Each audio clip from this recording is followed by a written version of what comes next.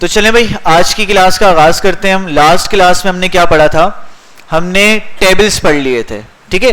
Tables के कुछ हमने क्या किए थे, हमने ऑप्शंस को डिस्कस किया था। आज जो रिमेनिंग ऑप्शंस हैं टेबल के, हम उनको डिस्कस करते हैं।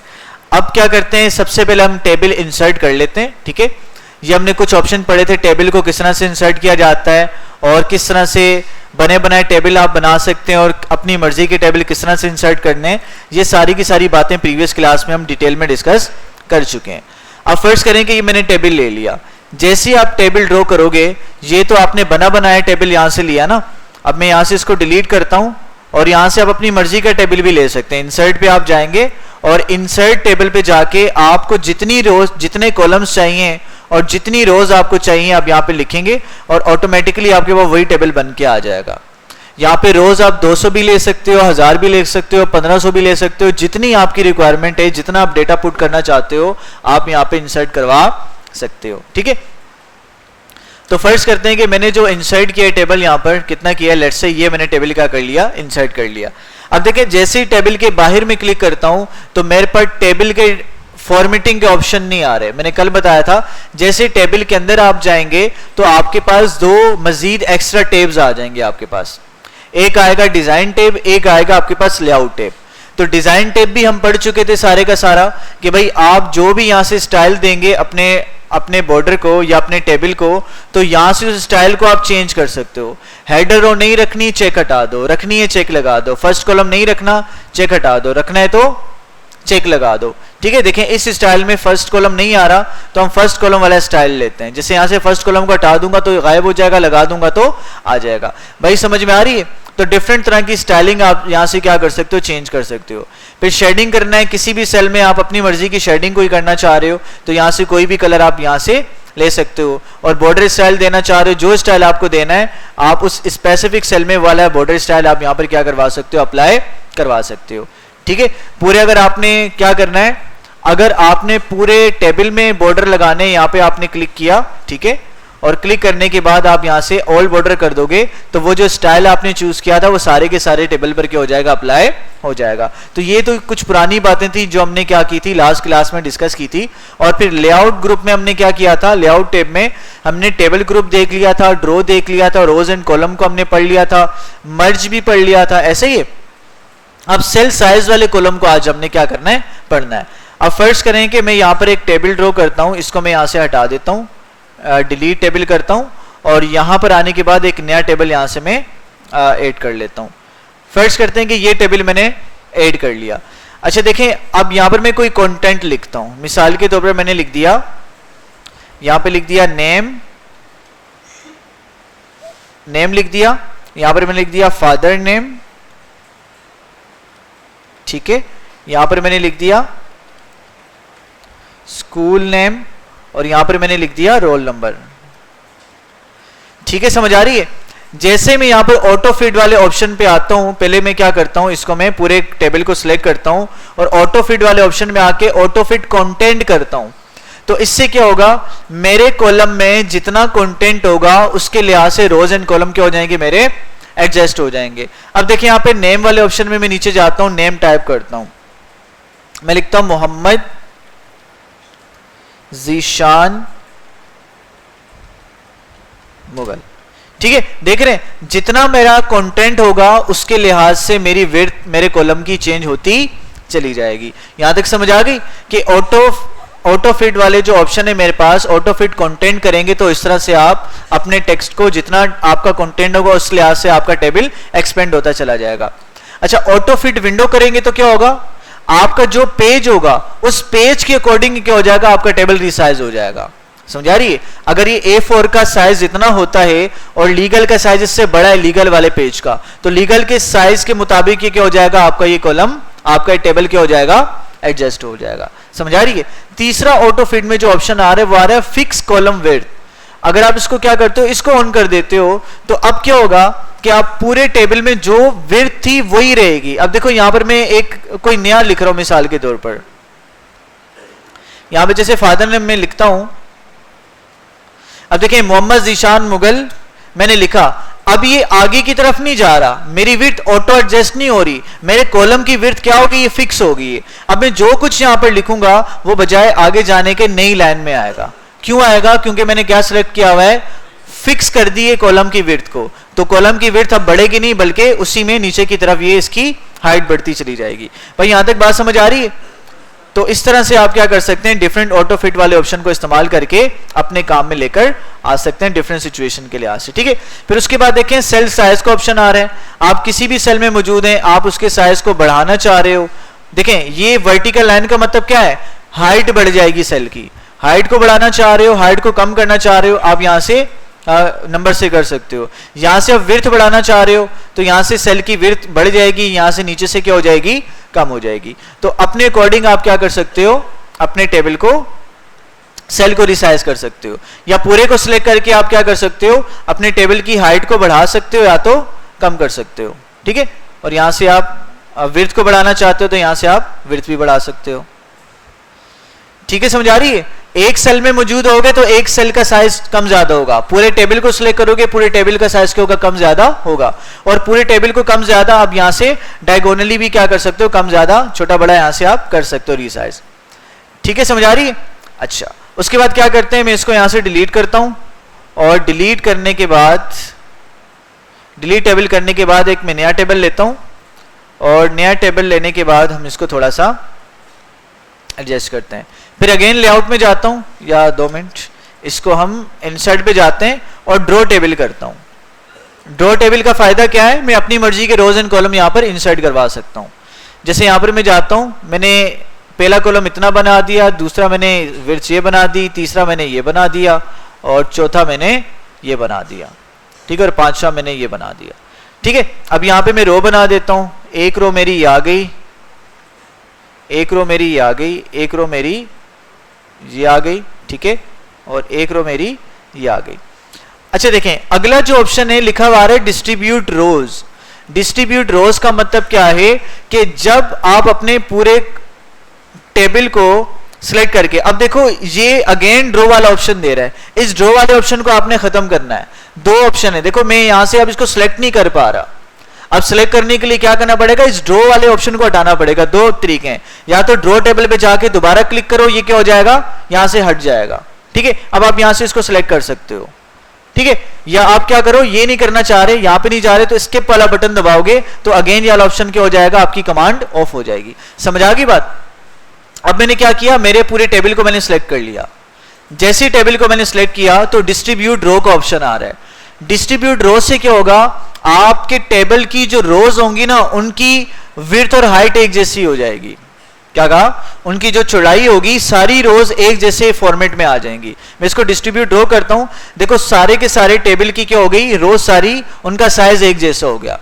अब दोबारा सिलेक्ट करके मैं क्या करता हूं, डिस्ट्रीब्यूट कॉलम्स करता हूं, तो देखें यहां पर कॉलम का साइज ज्यादा है, यहां पर कम है, यहां पर ज्यादा है, यहां पर कम है, फिर अगेन यहां पर ज्यादा है। तो डिस्ट्रीब्यूट कॉलम करूंगा तो ऑटोमेटिकली सारे कॉलम भी क्या हो जाएंगे, एक जैसे रिसाइज हो जाएंगे, एक जैसे साइज में आ जाएंगे।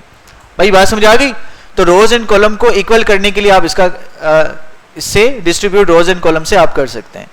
ठीक है, आगे चलते हैं अलाइनमेंट वाले ग्रुप में। अलाइनमेंट वाले ग्रुप में क्या है, मिसाल के तौर पर यहां पर हम कुछ लिख देते हैं, नेम आ गया, स्कूल नेम आ गया, ठीक है, क्लास आ गई, रोल नंबर आ गया,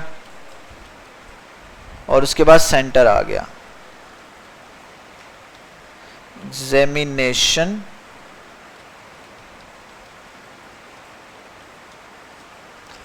ठीक है, समझ आ रही है? तो मैंने कुछ यहां पर कंटेंट लिख दिया। अब कंटेंट लिखने के बाद ये कॉलम ज्यादा है तो डिलीट कॉलम कर दूंगा तो कॉलम डिलीट हो जाएगा मेरा। अच्छा, ये मैंने कंटेंट ले लिया। अब मैं क्या करता हूं, ये जो कंटेंट है मेरा, मैं इसको अलाइन करना चाह रहा हूं। क्या करना चाह रहा हूं, देखें अब ये क्या किस अलाइनमेंट में मौजूद है मेरा कंटेंट, कौन बताएगा? कौन सी अलाइनमेंट में मौजूद है मेरा कंटेंट? कौन सी है? लेफ्ट अलाइन है। Very good. कौन सी अलाइनमेंट है? लेफ्ट अलाइन है। यहां पर मैं जाता हूं, देखें ये अलाइनमेंट का ऑप्शन आ रहा है, आप क्लिक करेंगे तो क्या लिखा हुआ है, टॉप लेफ्ट अलाइन, यानी कि टॉप से लेफ्ट अलाइन किया हुआ है। अब यहां पर मैं आता हूं, ये क्या है? Centre left align. यहां से क्या होगा, लेफ्ट अलाइन तो होगा लेकिन आपका टेक्स्ट सेंटर में आ जाएगा। आ गया सेंटर में। अच्छा, उसके बाद देखें ये वाला क्या है, लेफ्ट अलाइन तो है लेकिन बॉटम से इस पे क्लिक करूंगा तो नीचे की तरफ मेरा टेक्स्ट अलाइन हो जाएगा। फिर आगे चलते हैं, ये क्या है आपका अलाइन टॉप सेंटर, ये आपके पास टॉप से सेंटर में चला जाएगा आपका टेक्स्ट, ठीक है। तो टॉप से सेंटर में चला गया, अब ये क्या हो जाएगा, बिल्कुल सेंटर में आ जाएगा, left right up and down सारों से सेंटर में आ गया। अब ये क्या है, बॉटम सेंटर में होगा, बॉटम पे चला जाएगा और सेंटर में होगा। अब ये सारे राइट अलाइन आ रहे हैं, ये लेफ्ट अलाइन, सेंटर अलाइन और राइट अलाइन के ऑप्शंस आ रहे हैं, ठीक है, समझ आ रही है। तो इस तरह से आप क्या कर सकते हैं, अपनी अलाइनमेंट को सेट कर सकते हैं। अच्छा देखिए, इसको मैंने सेंटर लाइन किया हुआ है। अब मिसाल के तौर पर अक्सर ये होता है कि आफ्टर या बिफोर पैराग्राफ की क्या होती है सेटिंग, यहां से चेंज हुई भी होती है। अब देखिए मैंने इसको सेंटर लाइन तो किया हुआ है, यहां पर मैं जाता हूं लेआउट पे जाकर मैंने इसको सेंटर लाइन किया हुआ है। मेरा टेक्स्ट बिल्कुल सेल के सेंटर में होना चाहिए, लेकिन सेल के सेंटर में ये मौजूद हो नहीं है। ऐसे ही है ना, देखो सेंटर में होने का मतलब क्या है कि ये यहां पर मौजूद हो, यहां पर नीचे, लेकिन ये कहां मौजूद है, ऊपर की तरफ मौजूद है। तो अगर इस तरह की कंडीशन आ रही हो तो आपने ये करना है, आपने टेबल को सिलेक्ट करना है, लेआउट वाले ऑप्शन में आपने जाना है और यहां से स्पेसिंग पैराग्राफ वाले ग्रुप में जाकर जो आफ्टर बिफोर स्पेसिंग आ रही है इसको आपने 0 करना है। कितना करना है, 0। इसको 24 पे आप 0 पे ले आओ। जैसे आप 0 पे लाओगे, अब देखो सारे का सारा टेक्स्ट कहां पर अलाइन हो गया, आपका बिल्कुल सेंटर में अलाइन होता हुआ आपको नजर आ रहा है। समझ आ गई बात। तो इस तरह से आप क्या कर सकते हो, अपने टेक्स्ट की अलाइनमेंट आप दे सकते हो। अच्छा यहां से आपका टेक्स्ट कंटेंट पूरा नहीं आ रहा, अब देखें ये 2 एरो के ऑप्शन आ रहे हैं, यहां से आप अपने कॉलम को रिसाइज भी कम ज्यादा यहां से भी कर सकते हो। अगर यहां से नहीं करना तो अभी मैंने आपको बताया, यहां पे आप क्लिक करो, यहां से लेआउट पे जाओ, यहां से आप इसकी विड्थ को, सेल की विड्थ को क्या कर सकते हो, बढ़ा सकते हो। जैसे यहां से मैं बढ़ाऊंगा तो ऑटोमेटिकली मेरा कंटेंट यहां पर क्या हो जाएगा, फिट हो जाएगा। ठीक है, समझ आ रही है। अच्छा जी आगे चलते हैं। उसके बाद आ रहा है डायरेक्शन का ऑप्शन। आप मिसाल के तौर पर इस वाले कंटेंट की डायरेक्शन चेंज करना चाह रहे हो। अभी क्या है, लेफ्ट टू राइट है, अब क्या हो रही है, टॉप टू बॉटम आ रही है, अब क्या आ रही है, बॉटम टू टॉप की तरफ जा रही है। ठीक है, तो इस तरह से डिफरेंट तरह के अलाइनमेंट दे सकते हो। आप पूरे टेबल को देना चाहते हो, पूरे टेबल को सिलेक्ट करो और जो डायरेक्शन सिलेक्ट करोगे उसी डायरेक्शन में आपका ये टेक्स्ट लिखा हुआ आएगा। ठीक है, डिफरेंट सिचुएशन में आपको डायरेक्शन चेंज करने की जरूरत पड़ती है, तो इस तरह से आप डायरेक्शन को चेंज कर सकते हो। भाई यहां तक समझ आ गई। अच्छा अगला ऑप्शन जो हमारे पास है वो क्या है, सेल मार्जिन का। अब कौन बताएगा मार्जिन क्या होता है। हाँ भाई, what is margin, margin detail में पढ़ के आ चुके हैं, कौन बताएगा। नहीं हैंड रेज करेंगे।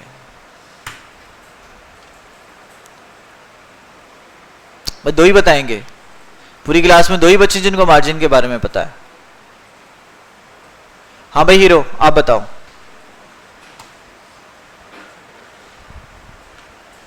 नहीं आप नहीं, पीछे खड़े हो जाओ, शाबाश। नाम क्या है, नाम बताओ पहले। महमूद, हाँ बताओ भाई महमूद।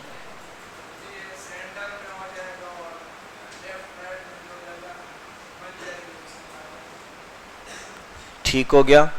हाँ भाई हीरो तुम बताओ, खड़े हो जाओ, नहीं पता तो खड़े हो जाओ। कंपनी दो मुझे फिर, है ना। अच्छा भाई अब्दुल्ला आप बताओ क्या होता है मार्जिन, खड़े हो जाओ। What is margin.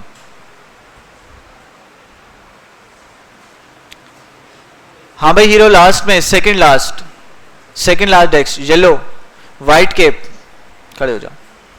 क्या होता है मार्जिन।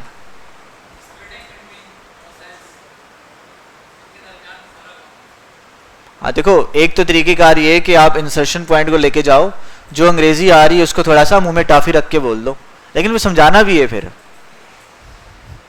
नकल के लिए अकल भी इस्तेमाल करनी पड़ती। सही है।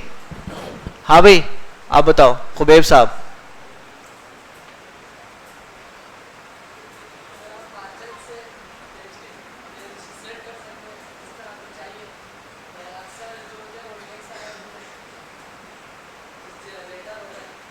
हाँ भाई लास्ट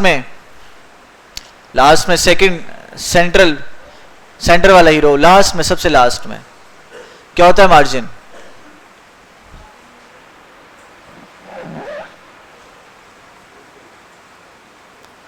हाँ भाई अब्दुल कदीर साहब, अब्दुल कदीर नाम है, खड़े हो जाओ।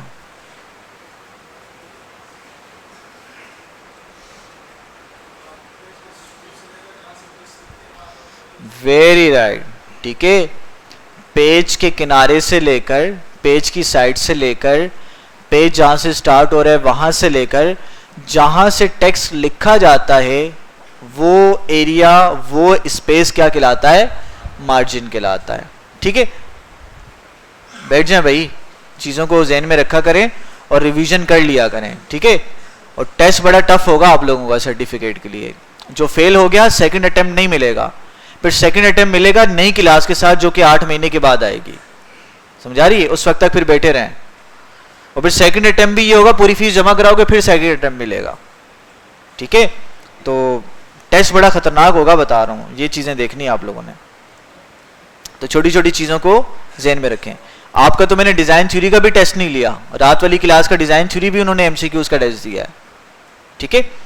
अच्छा भाई, तो देखें मार्जिन क्या है? सेल के मार्जिन का मतलब यह है कि आपकी सेल की जो बाउंड्री है, कितनी बाउंड्री से दूर आपका टेक्स्ट लिखा जाएगा। जैसे मिसाल के तौर पर इसको मैं लेफ्ट अलाइन करता हूं, आपको ज्यादा समझ में आएगा।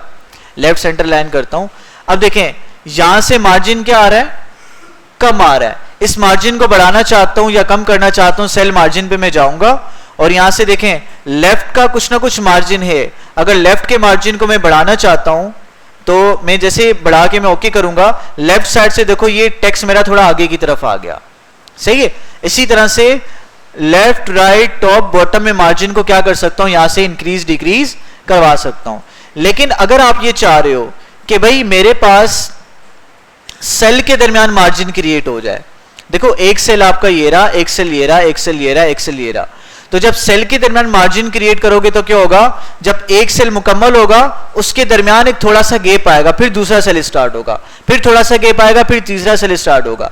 इसका फायदा क्या होगा? इसका फायदा ये होगा कि आप अपने टेबल को थोड़ा सा खूबसूरत अंदाज में रिप्रेजेंट कर सकते हो। किस तरह से? देखो वो मार्जिन कैसे क्रिएट करेंगे।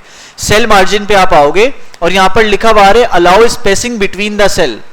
अगर आप सेल के दरमियान स्पेसिंग को बढ़ाना चाह रहे हो, आप यहां पे क्लिक करोगे और जितनी स्पेसिंग रखना चाह रहे हो यहां से आपने सिलेक्ट करना है और यहां पे ओके कर देना है। जैसे ही ओके करोगे तो देखो आपके सेल्स के दरमियान क्या आ रहा है? स्पेस क्रिएट हो गया, मार्जिन क्रिएट हो गया कि ये सेल है आपका, दूसरा सेल है तो कुछ ना कुछ यहां पर क्या आ रहा है? स्पेस आ रहा है। सही समझा रही है? तो इस तरह से आप स्पेस इस तरह से क्रिएट करवा के अपने टेबल को थोड़ा सा अच्छे वे में रिप्रेजेंट करवा सकते हो। भाई यहां तक बात समझ आ गई? अच्छा, उसके बाद क्या हमारे पास? ये मार्जिन तो हो गया। उसके बाद देखें क्या है मेरे पास, मिसाल के तौर पर इसको मैं यहां से डिलीट करता हूं और डिलीट करने के बाद अब सिचुएशन देखें भाई। सिचुएशन ये है कि आपके पास 500 कैंडिडेट्स का डेटा है। क्या है?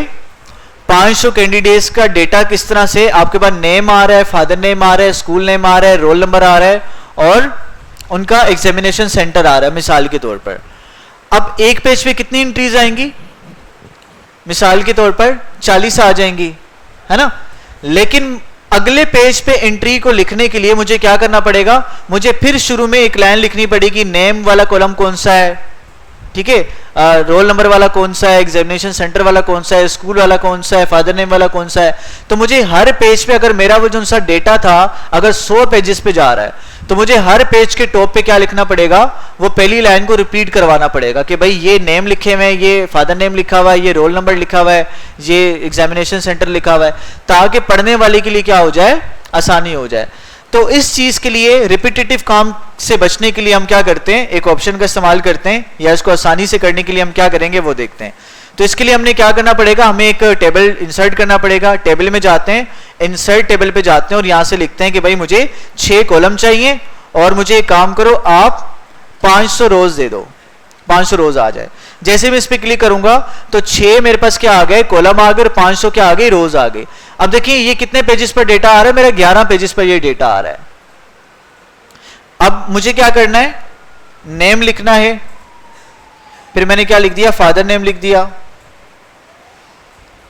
फिर मैंने लिख दिया स्कूल नेम, फिर मैंने क्या लिख दिया? क्लास लिख दिया, फिर मैंने रोल नंबर लिख दिया, फिर मैंने सेंटर लिख दिया। भाई समझ आ रही कि नहीं आ रही? अब यही डेटा जब मैंने सारा फिलअप कर लिया, फिलअप करने के बाद मुझे यहां पर भी रिपीट करवाना है। तो एक तरीके कार क्या है कि मैं यहां पर जाके लिखूं ये नेम है, ये नेम आ गया, ठीक है, ये फादर नेम आ गया। तो सोचें मुझे अगर क्या करना है 100 पेजेस पर ये डेटा लिखना है तो मेरा कितना टाइम यहाँ पे जाया हो जाएगा। तो इस अपने टाइम को बचाने के लिए हमें क्या दिया है, वर्ड ने ऑप्शन दिया है कि भाई आप जिस भी रो को क्या करवाना चाह रहे हो, आप रिपीट करवाना चाह रहे हो, आप क्या कर लो, आप उस पर वहां पर अपना इंसर्शन पॉइंट लेके चले जाओ। जैसे इस रो को मैंने रिपीट करवाना है तो यहां पर गया और यहां पर देखें लेआउट पे जाएंगे तो ये ऑप्शन आ रहे रिपीट हेडर रोज। आप रिपीट हेडर रो वाले ऑप्शन को ऑन कर दोगे तो ये वाला जो सा आपके पास हेडर होगा, आपकी जो पहली रो होगी वो हर पेज पे क्या हो जाएगी, रिपीट हो जाएगी। बात समझ आ रही है? हर पेज पे क्या हो जाएगी, रिपीट हो जाएगी। यहां तक बात समझ आ गई? अच्छा, ये यहां पे 2 क्यों आ रही है, क्योंकि जो मैंने शुरू में लिखा था वो सेकंड रो में शिफ्ट हो गया ऑटोमेटिकली। अच्छा भाई देखिए, मैं सेकंड रो पर आता हूं और यहां पर मैं क्या करता हूं, यहां से इसको मैं, चलें पहले इसको मैं ऑफ करता हूं और देखें सेकंड रो पर मैं आ रहा हूं और आने के बाद ये मेरा ऑप्शन तो ऑफ हो गया, ये तो अब काम नहीं कर रहा। जैसे मिसाल के तौर पर सेकंड रो पे मैंने लिखा हुआ था, इसको हम कॉपी पेस्ट कर लेते हैं मिसाल के तौर पर।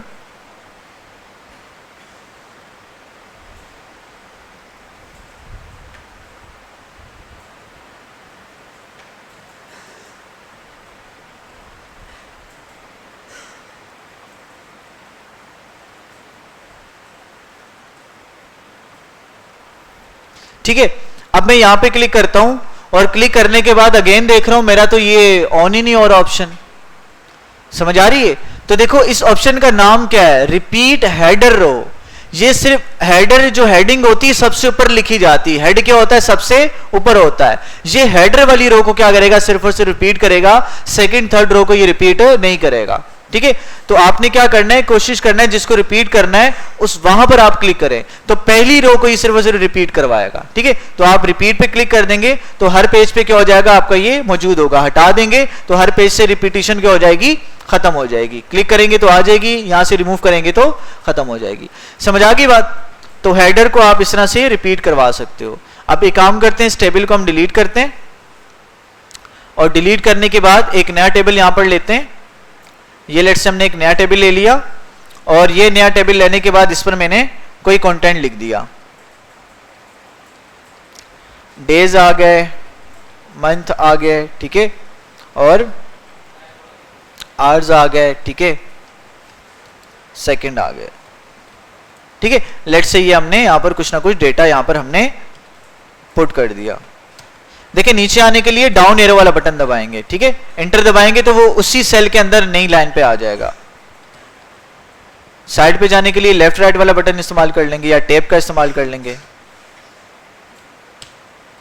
ठीक है, फर्ज करें कि मैंने ये यहां पर कुछ ना कुछ डेटा, रैंडम डेटा मैंने क्या कर दिया, पुट कर दिया।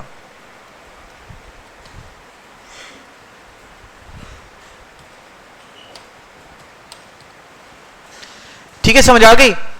अब मैं क्या करना चाह रहा हूं, इस मेरे डेटा को मैं टेक्स्ट में कन्वर्ट करना चाह रहा हूं। मिसाल के तौर पर टेबल मैंने पूरा बनाया और बनाने के बाद सारे के सारी चीजों को मैंने बिल्कुल एक्यूरेट वे में मैंने अरेंज कर लिया।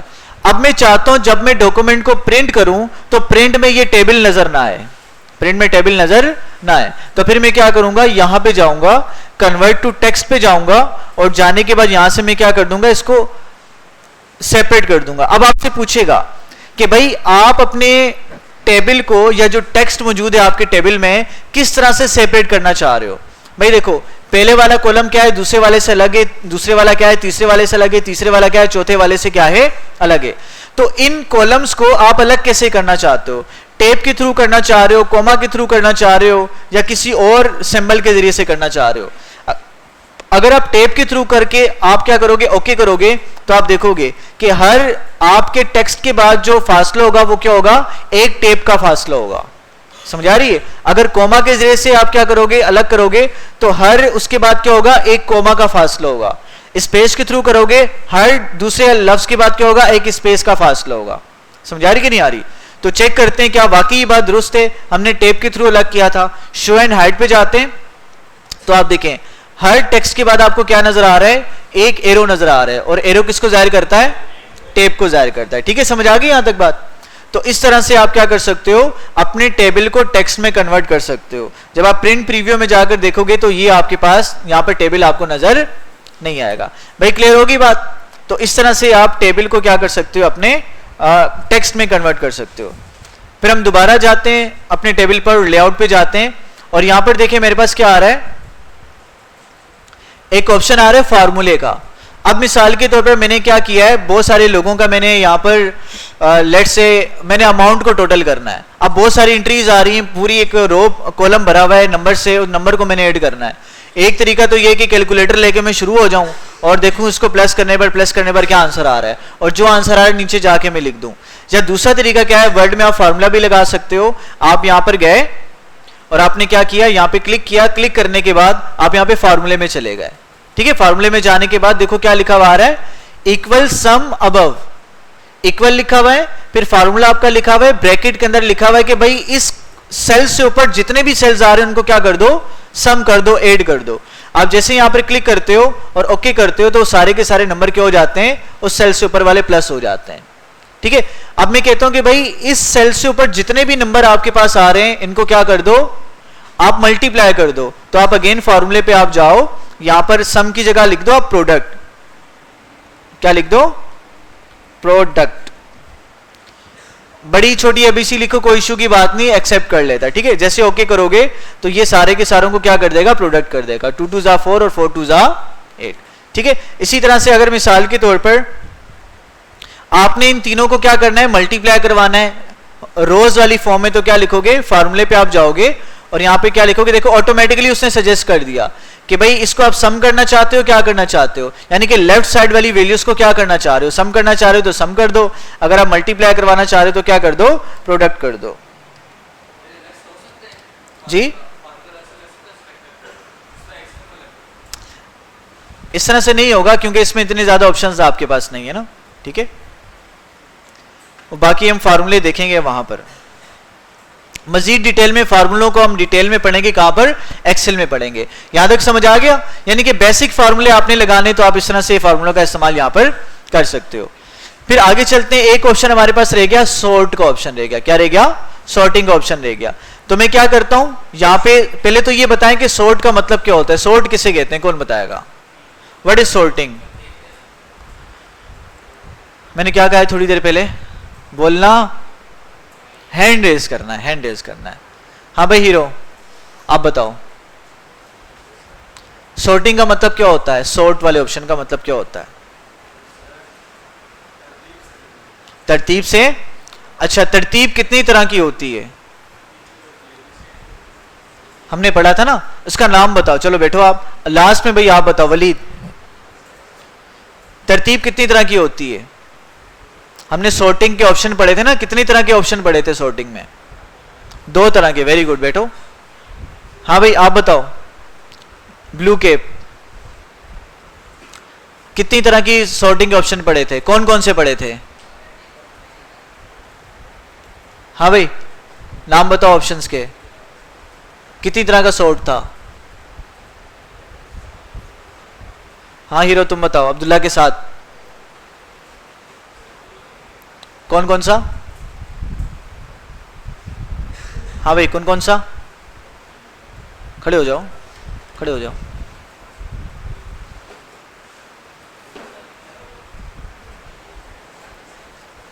हाँ भाई आप बताओ हीरो, खड़े हो जाओ। आशिर खड़े हो जाओ, जिनके नाम याद है उनकी खैर नहीं है। कौन कौन से थे सॉर्टिंग, कितनी टाइप से सॉर्टिंग की? आपसे पूछे, आशिर हो आप? हाँ भाई कितनी टाइप की है सॉर्टिंग? मेरे को बता दिया फिर भी नहीं बता रहा। आप बताओ भाई सेकंड लास्ट। हाँ, असेंडिंग डिसेंडिंग। असेंडिंग में क्या होता है बैठो?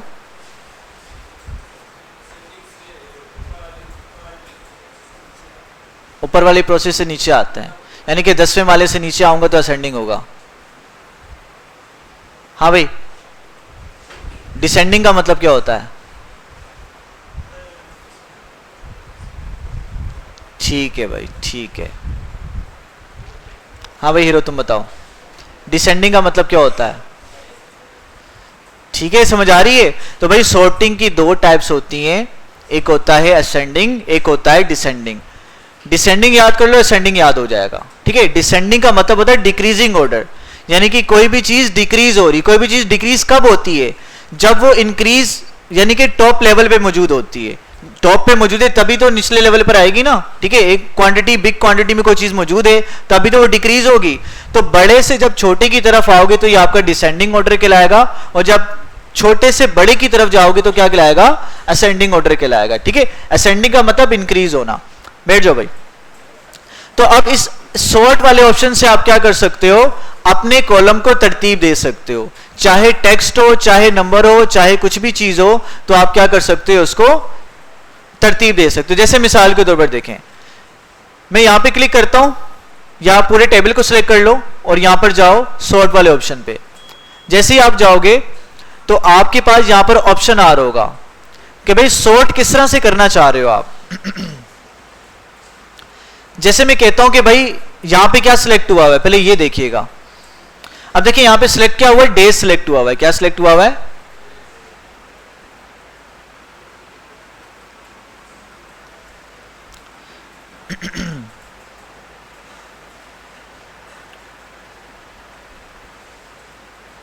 अच्छा, ये जो डे सिलेक्ट हुआ हुआ है इसको मैं असेंडिंग ऑर्डर में अगर मैं अरेंज करना चाहता हूं, ओके करता हूं, तो ओके करने के बाद क्या आ रहा है मेरे पास? असेंडिंग ऑर्डर में क्या हो गया? हुआ नहीं हुआ ये बताओ पहले। हो गया।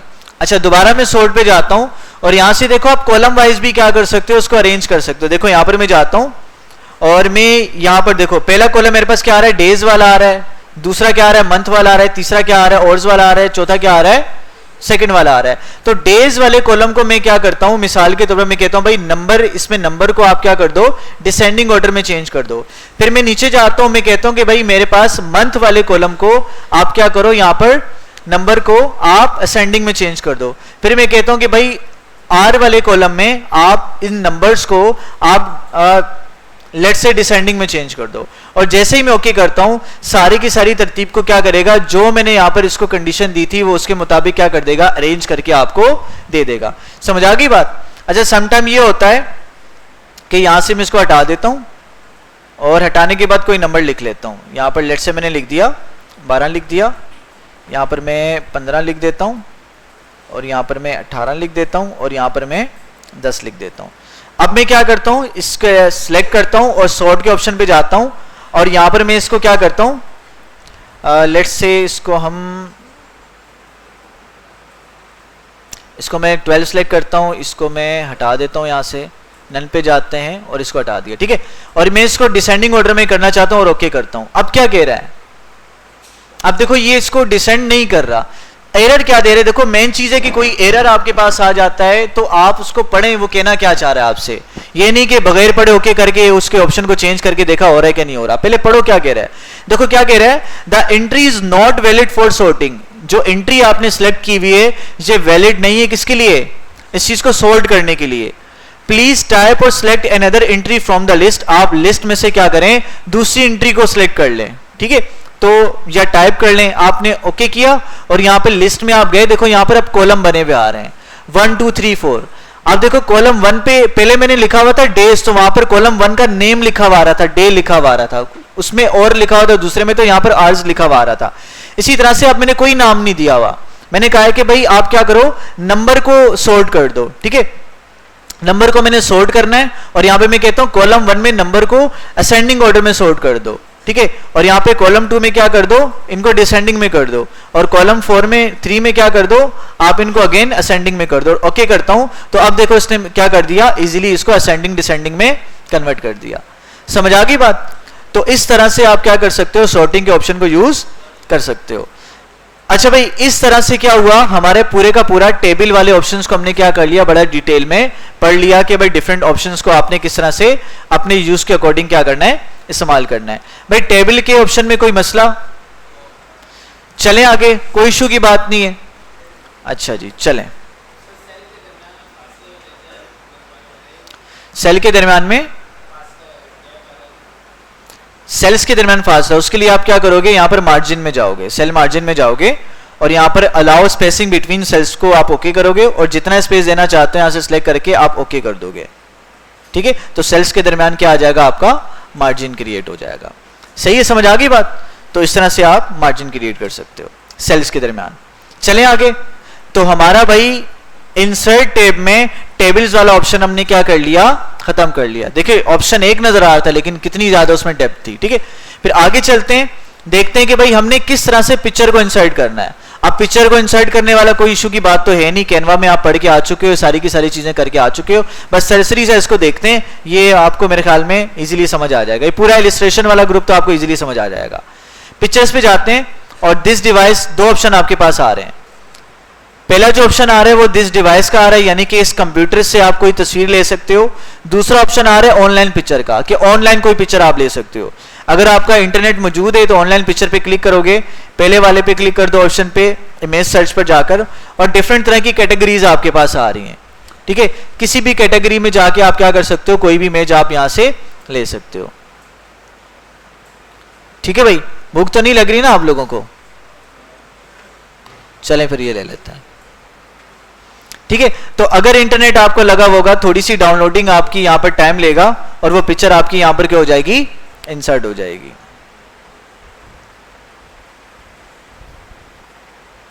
ठीक है, समझ आ गई? अच्छा, दूसरा तरीका क्या है कि आप पिक्चर्स में जाओ, इसको हम यहां से हटा देते हैं, टाइम बहुत ले रहा है। किसी को भूख लगी हुई थी बड़ी अच्छी वाली है ना, इसलिए सामने नहीं आया। तो दिस डिवाइस पे जाते हैं। अब आप अपने कंप्यूटर से कोई भी क्या ले सकते हो, इमेज ले सकते हो।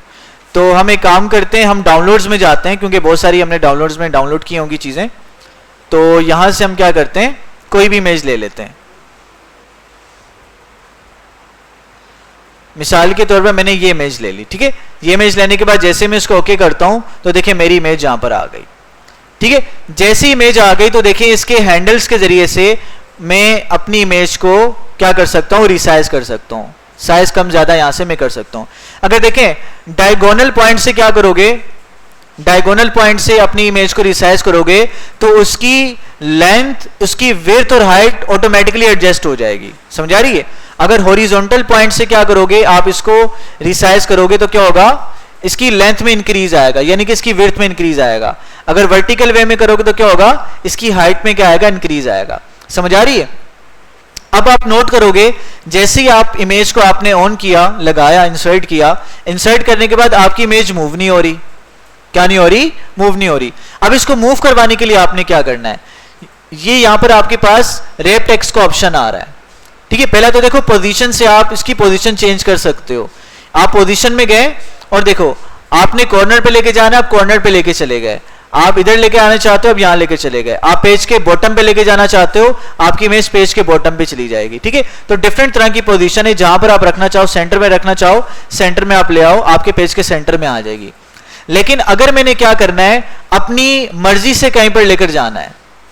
ठीक है, तो एक तो ऑप्शन ये कि आप इसको कहीं पर एडजस्ट करके आप इजीली कहीं पर मूव करवा सकते हो, या अगर पोजीशन के अलावा मूव करवाना चाहते हो तो आप रैप टेक्स्ट पर आओगे और यहां पे स्क्वायर पे क्लिक कर दो। जैसे ही स्क्वायर पे क्लिक करोगे तो आप अपनी मर्जी के मुताबिक इमेज को कहीं पर भी क्या कर सकते हो, एडजस्ट लगा सकते हो। भाई समझ आ गए यहां तक? तो ये कुछ ऑप्शंस हैं आपके पास इमेज को मूव करवाने के। अच्छा, यहां पर मैं एक टेक्स्ट लिख देता हूं, रैंडम टेक्स्ट इक्वल। ठीक है, रैंडम टेक्स्ट आ गया। अब देखें, अब जैसे मैंने कल आपको बताया था, जैसे किसी भी ऑब्जेक्ट के ऊपर जब रेपर चढ़ जाता है, ठीक है, वो क्या करता है, उसको थोड़ा सा महफूज करके रखता है। इसी तरह से यहां पर इमेज के टेक्स्ट रैपिंग का ऑप्शन आ रहा है, यानी कि आपने इस इमेज के गिर टेक्स्ट को किस तरह से रैप करना है। देखो अब मैंने क्या किया हुआ है, क्या सिलेक्ट किया हुआ है, यहां पर आकर स्क्वायर सिलेक्ट किया हुआ है। तो स्क्वायर की फॉर्म में क्या होगा, टेक्स्ट रैप होकर आ जाएगा मेरी इमेज के साइड पर। अगर मैं यहां पर रैप टेक्स्ट पे जाता हूं और यहां पर मैं टाइट सिलेक्ट कर लेता हूं, तो देखिए इस स्क्वायर में क्या था, फासला थोड़ा सा ज्यादा था इसके एजेस से। अब यहां से जैसे मैं टाइट पे लेके जाता हूं तो थोड़ा सा फासला क्या हो गया, कम हो गया। इसी तरह से ट्रफ पे लेके जाता हूं तो क्या होगा, थोड़ा सा मजीद इस तरह से चेंजेस इसमें आ जाएंगी। चारों साइडों से क्या हो जाएगा, इक्वल इक्वल आपका डिस्टेंस आ जाएगा। अच्छा, उसके बाद देखिए नीचे आ जाए। अच्छा, टॉप एंड बॉटम में आता हूं तो क्या होगा, साइडों से मेरा टेक्स्ट हट जाएगा, सिर्फ टॉप एंड बॉटम पे मेरा टेक्स्ट आएगा। फिर इसी तरह से आपके पास एक ऑप्शन आ रहा है बिहाइंड द टेक्स्ट। अगर इमेज को अपनी टेक्स्ट के पीछे लेके जाना चाह रहे हो, बैकग्राउंड में लेके जाना चाह रहे हो, तो इमेज को सिलेक्ट करके क्या करोगे, बिहाइंड द टेक्स्ट पे क्लिक कर दोगे। फ्रंट ऑफ टेक्स्ट लेके आना चाहते हो, फ्रंट ऑफ टेक्स्ट लेकर आओगे तो आपके टेक्स्ट के ऊपर आपकी इमेज आ जाएगी। ठीक है, समझ आ रही है। लेकिन देखो अब जब टेक्स्ट के ऊपर आ गई तो आपका जो टेक्स्ट है वो ऑटोमेटिकली एडजस्ट नहीं हो रहा। अगर आप ऑटोमेटिकली एडजस्ट करवाना चाहते हो तो रैप टेक्स्ट के ऑप्शन में आके या तो स्क्वायर ले लो, या तो टाइट ले लो, ट्रफ ले लो, या तो आप क्या कर लो, टॉप एंड बॉटम का इस्तेमाल कर सकते हो। तो कौन किस तरह से एडजस्ट करेगा चीजों को, आप देख सकते हो यहाँ पे इमेज भी बनी हुई आ रही है।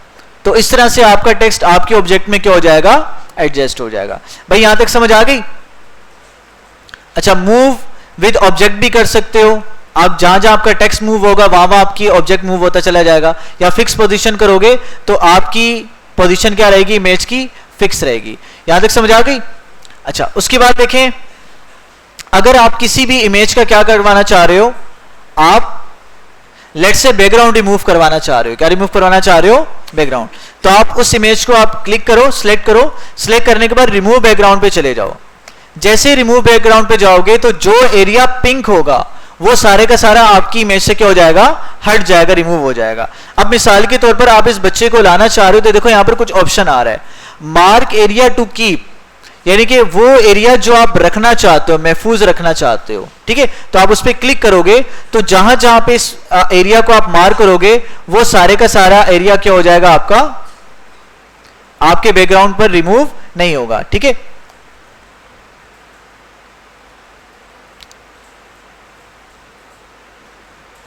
ठीक है भाई। तो जो आप एरिया रखना चाहते हो आप उसको पिंक कलर से हटा दो। जैसे पिंक कलर से आप हटाओगे तो वो एरिया आपका रिमूव नहीं होगा। ठीक है, समझ आ गई। तो लेट्स से ये इसको भी हम रख लेते हैं।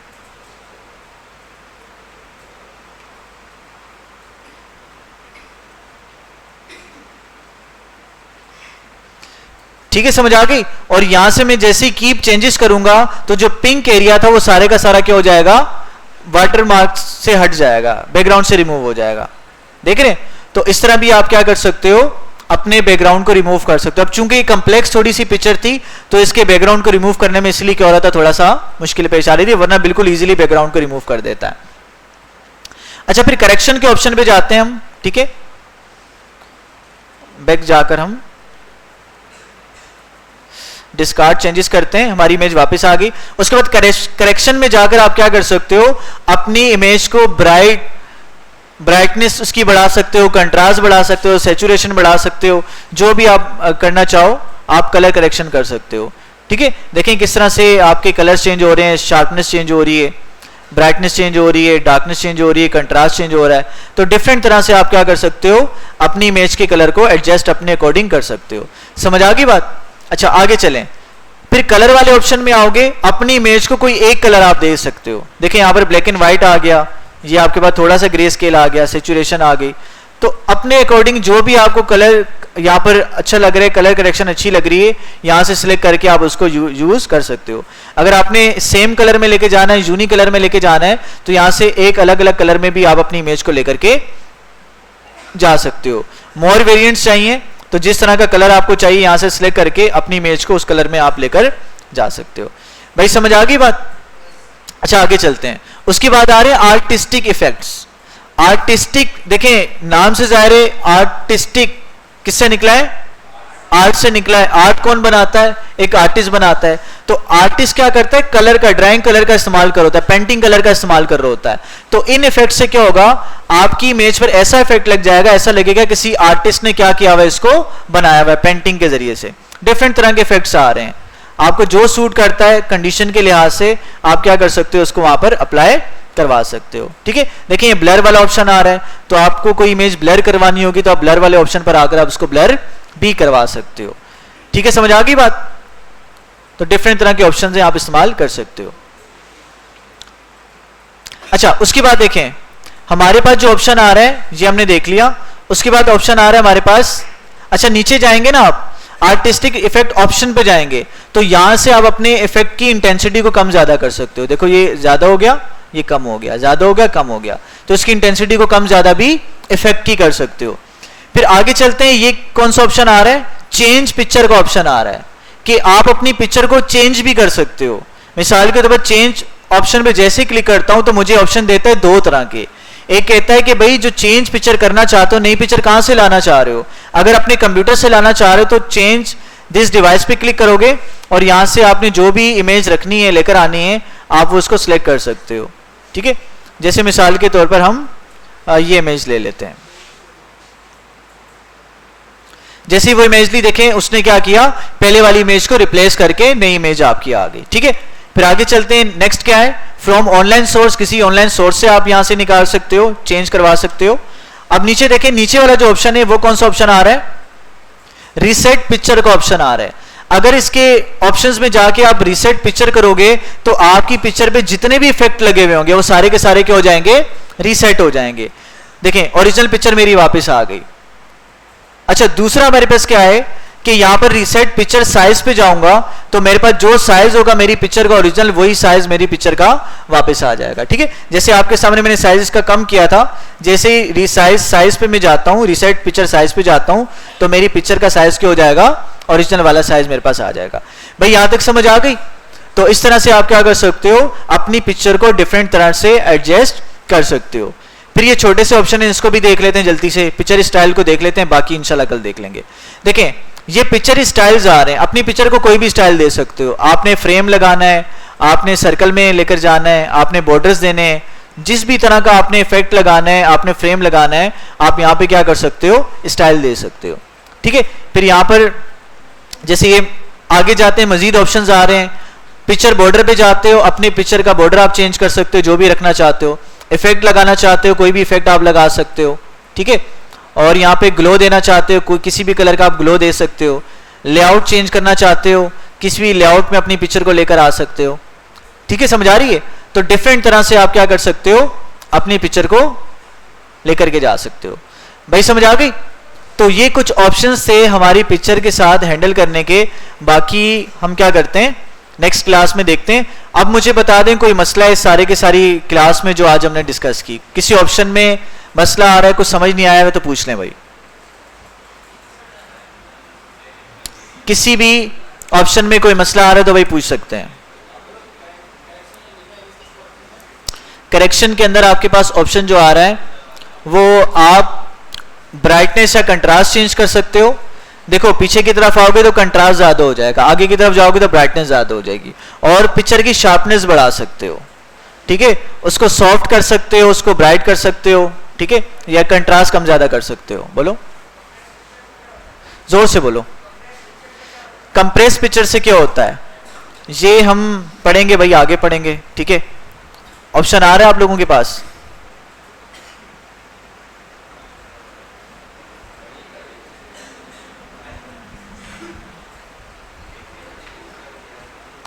अच्छा भाई बता देता हूं। देखिए कंप्रेस पिक्चर से क्या होता है कि हमारे पास सम टाइम क्या होता है कि हमने एक एचडी इमेज इंसर्ट कर दी होती है। अब वो एचडी इमेज क्या है, 6 MB की आ रही है, 5 MB की आ रही है, 4 MB की आ रही है। तो होता क्या है कि हमारे जो डॉक्यूमेंट है उसका साइज भी बढ़ जाता है। भाई हैवी पिक्चर लगाओगे साइज भी बढ़ जाएगा ना। तो उस साइज को कम करने के लिए या हमारी जो पिक्चर है इजीली क्या हो जाए, वहां पर एडजस्ट हो जाए, तो हम क्या करते हैं, उसको कंप्रेस करते हैं। कंप्रेस करके उसके साइज को, पिक्सल्स को कम करते हैं ताकि वो इजीली क्या हो जाए, हमारे ईमेल में हमारा डॉक्यूमेंट सेंड हो जाए, इजीली किसी को भी हम क्या कर सकें, सेंड कर सकें, और वो हमारी ज्यादा जगह भी ना घेरे। तो हम क्या करते हैं, उसको कंप्रेस करवाते हैं। हाँ भाई कोई मसला बोले?